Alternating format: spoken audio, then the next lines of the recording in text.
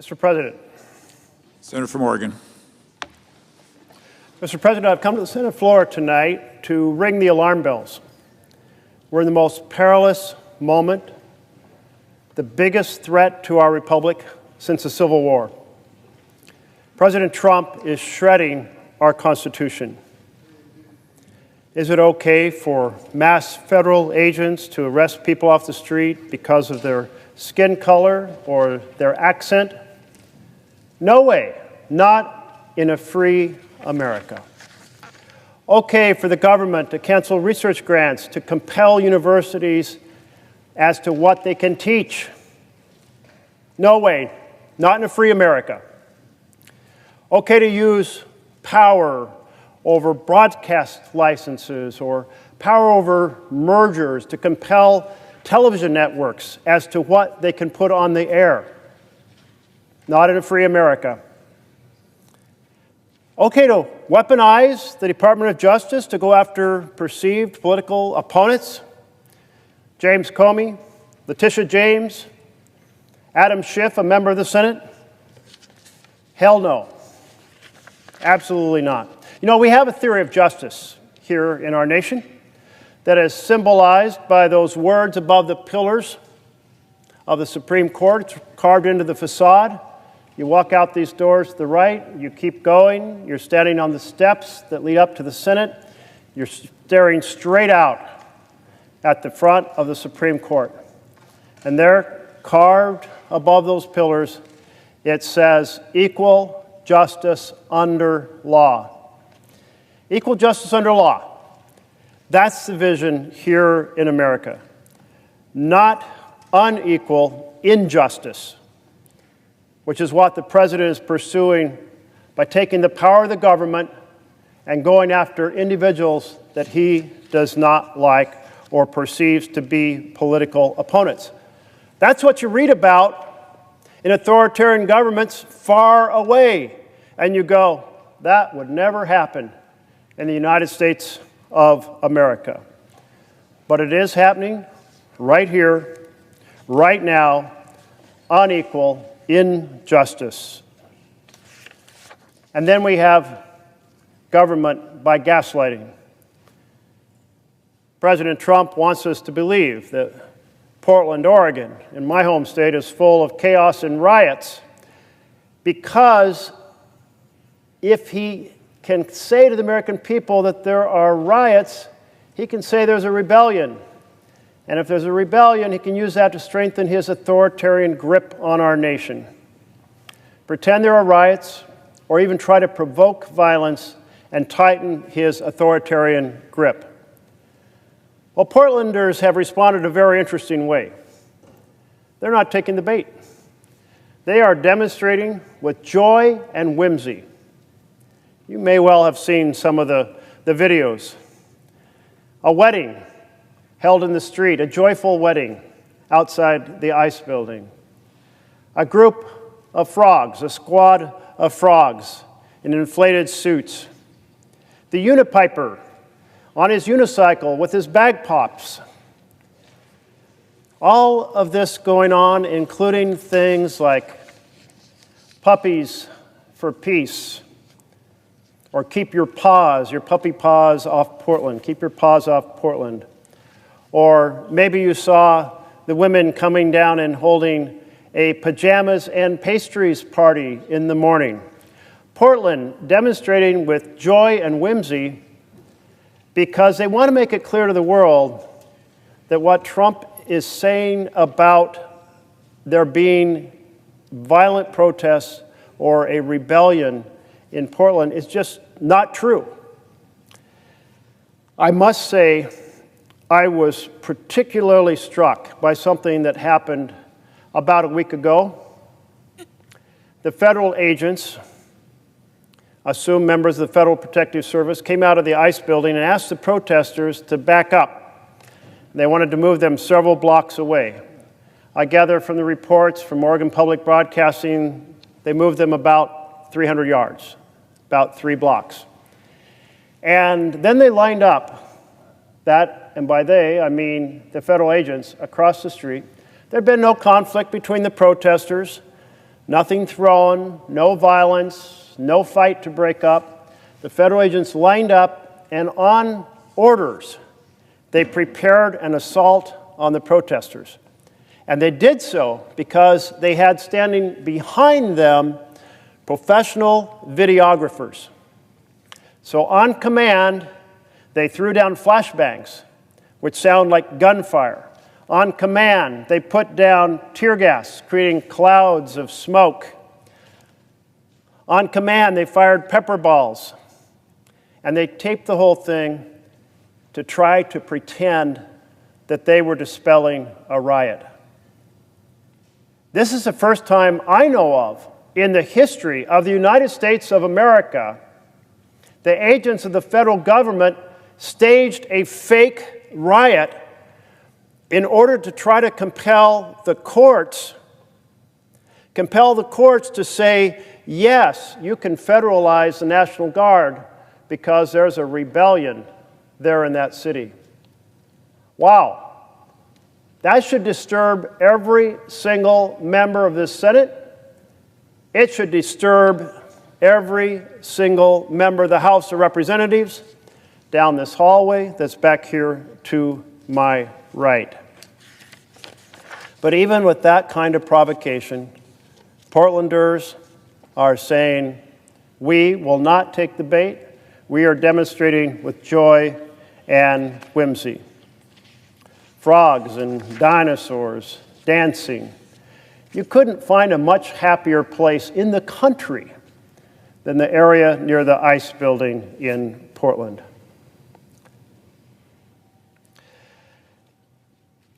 In addition to sending federal agents to harass protesters, Trump has attempted to federalize the Oregon National Guard. And so when he attempted to do so, a suit was filed saying, wait, there is a law that controls that. And that law says that you can only federalize National Guard if there is a rebellion or if there is an invasion. Now, when these laws were written by our predecessors in this chamber and in the House of Representatives down the long hallway, they knew what an invasion looked like. It looked like a foreign country with ships or troops ready to assault the United States of America. They were here on our border. They were ready to attack. And federalizing the National Guard was a tool that former legislators said would be available with a foreign invasion. Well, clearly, nothing close to anything that could be conceived like that is happening in the state of Oregon, or in the state of California, or the state of Illinois. The second principle for federalizing the National Guard is called rebellion. And at the time that the legislative authors of that, what they had in mind was a significant group, not a couple individuals, but a group, well organized. How can you do a rebellion if you're not well organized? Well armed, with a mission of overthrowing the government. That's what a rebellion is. So among the inflated costumes and the women in doing their pajamas and pastries and the wedding and the unipiper on the unicycle, where do you find a large, organized, armed group with a mission of overthrowing the government? Not to be found. So the district court issued a ruling and said the presentation of facts by the government is, quote, untethered to the facts. Untethered. There's nothing resembling what the federal government has described. So not only did Trump and his team stage a fake riot, they also submitted fake facts about the disturbances outside the ICE building. And so the judge issued what's called a temporary restraining order. And essentially that would give the judge the time to take further testimony and carefully consider the circumstances before issuing a longer restraining order, a more permanent restraining order on the effort to federalize. And then President Trump and his bank of geniuses said, well, if we can't federalize the Oregon National Guard, we're going to send the agents from California and Texas who have already been federalized. Well, again, you can only use them if there is a rebellion or if there is an invasion. And if there's no rebellion or invasion to justify federalizing Oregon National Guard, then there's none to justify outsiders coming. So she issued a second temporary restraining order. Where we're at now is that a whole lot of court action is happening at a whole lot of levels. The first of all is she has to decide whether or not to dissolve those two temporary restraining orders in the light of early action by the Ninth Circuit panel of 3 judges. Those findings of the 3 judges are now being submitted with a request for a panel of 12 judges, a larger group. And this is a larger group of judges in the Ninth Circuit. This is a common practice when there's a very significant issue. I would say, colleagues, that when we're talking about deploying the U.S. military against peaceful protesters, that is a very big issue indeed. And so I hope that the Ninth Circuit will have a much broader consideration. So that's potential action. And then we have decisions from the Seventh Circuit in Illinois. And they have found, much like the district judge found, that there was not a rebellion or an invasion, but that decision is being appealed to the Supreme Court. And the Supreme Court has, in an extraordinary level, really unmatched in our history of our country, been issuing preliminary findings on what they call the shadow docket, meaning they haven't heard full arguments before the court, but they make an initial ruling. And they may make an initial ruling this week. They may make an initial ruling to support the Seventh Circuit, which said that you cannot send in the troops to Chicago, or they may go the opposite direction. They may copy what 2 of the 3 judges said in the district court in the Ninth Circuit. And to sum it up, that opinion is profoundly troubling, because what they basically said is there may be nothing going on there now, but let's look back 3 months ago when a couple dozen people were arrested. Less significant, a couple dozen people a few months ago, so maybe that shows there was a rebellion. And of course, those were kind of the host of interactions that the Portland police found well within their ability to handle, so certainly no justification, and certainly not a well-organized armed rebellion trying to overthrow the government. They also said, well, let's use a less challenging definition of rebellion. So they wanted to adjust what the word rebellion means. Well, words in the law have meaning. And when judges start saying, well, we don't really want to use that meaning, we'll use some other meaning, try to justify what Trump is doing, that's troubling. But the third thing that they said was there should be high deference to the President of the United States. Now, on national security issues, it is a tradition for us to give considerable deference to the President. In fact, there is at least one law I know of that says it right in the law, that the judgment and the evaluation will be based on the opinion of the President. It's written into the law. But not in Title 10 that governs the federalization of the National Guard. Not there. No, it sets a standard, a rebellion or an invasion. And when there is a standard, it is the role of the court to determine whether the facts fit the standard. Otherwise, the standard is meaningless.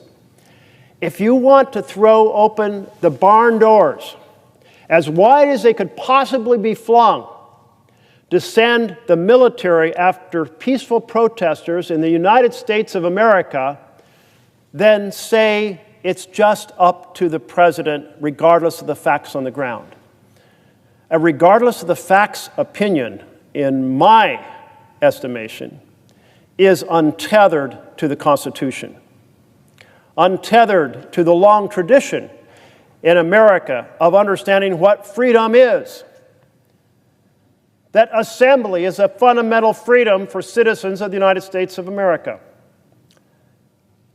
That the ability to protest and exercise your free speech is a fundamental freedom. Freedom that cannot be legitimately squashed under our Constitution because a president of the United States is untethered to the facts and wants to develop the authoritarian power to send the military after civilians.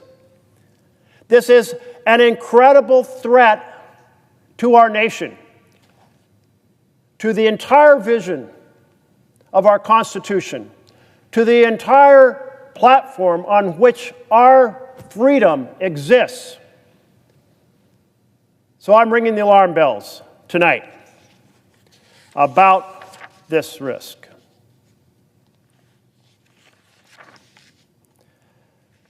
If you remove a clear standard as to whether there is a rebellion and just say a president can deploy the military on a whim in places he doesn't like against peaceful protesters to distract Americans or to exercise a suppression of dissent, then you have flung the doors open to tyranny, to a strongman state, to authoritarian rule.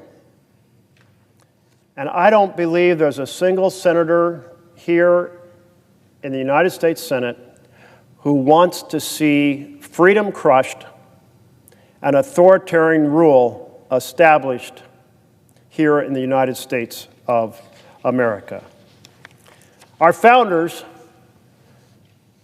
did not want the president to be a king. A king can decide on a whim to deploy troops against his own people. Presidents cannot. During the debate at the Constitutional Convention in 1787, James Madison warned the following, quote, "A standing military force with an overgrown executive will not long be safe companions to liberty." Our founders were terrified that a president would employ a standing military against the citizens, and they would lose the entire vision of our Constitution. It would slide into being an authoritarian state if that were permitted. That's why I'm ringing the alarm bells. Because what's going on right at this moment is the President of the United States is an overgrown executive. That is, an executive seeking authoritarian power. And as Madison said, if such an executive starts using a standing military force, not long will we have our liberty. He noted in further commentary, the means of defense against foreign danger, that is, standing armies providing defense against foreign danger, have always been instruments of tyranny at home. That's why our founders were afraid of having a standing army. That's why we have the posse comitatus law, which says you can't deploy the military against civilians in the United States. That's why we have Title 10 that says you can only federalize federal forces, National Guard, if there is a rebellion or an invasion. Trump's plan is to replace government by and for the people with government by and for the powerful. We saw it on day one when he was sworn in to being president of the United States, and because of the weather, the swearing in was moved into the rotunda down this hallway, halfway between this Senate chamber and the House chamber. I was sitting a couple rows back, not very far from the president, and as the events commenced, I thought, how interesting. He campaigned on helping families. And we know what the foundations for families are.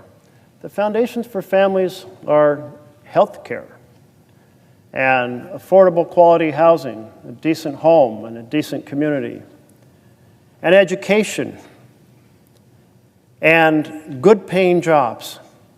Those are the foundations for a family to thrive.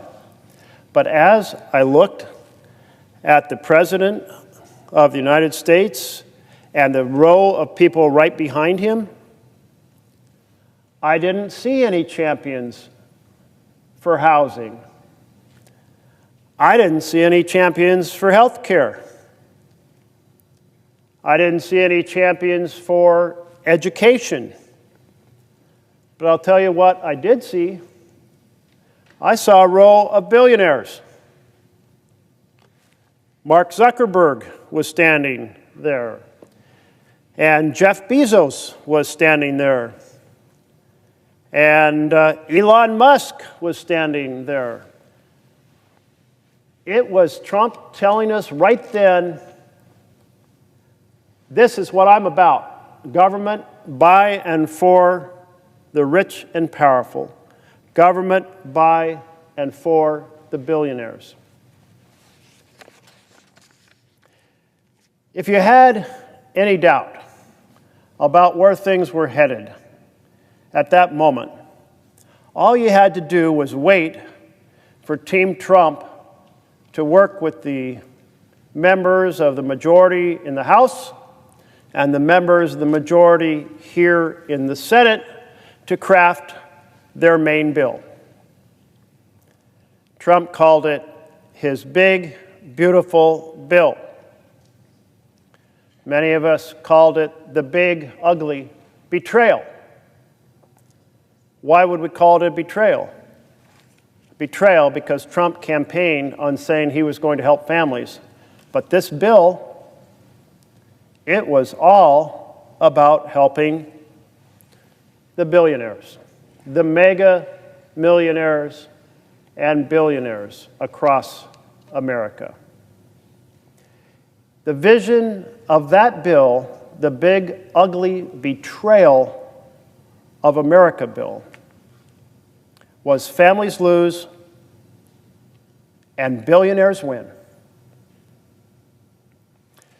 That should tell you that we are now under an authoritarian direction, because in a republic where there is government by and for the people, that is not the vision. It is not a vision of families lose, billionaires win. That's not what government by and for the people would produce. Government by and for the people would produce a different vision. Families thrive. And the affluent, the mega millionaires, the billionaires, they pay their fair share. Families thrive, and billionaires pay their fair share. That's a vision. Had that been in the bill, I wouldn't be standing here tonight ringing the alarm bells that we are an authoritarian takeover of our nation.